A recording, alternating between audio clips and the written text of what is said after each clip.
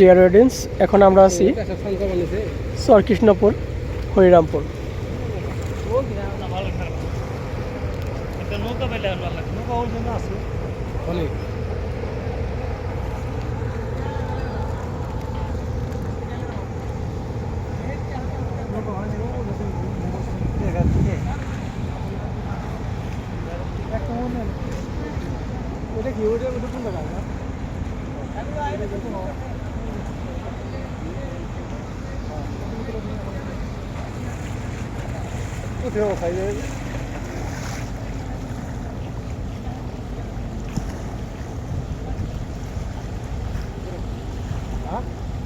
চিকচিক করে বলি, কোথা নাই কাদা। আর এখানে পানি দেখে মনে হচ্ছে পানিগুলো জল জল করছে রোদের রিফ্লেকশনে।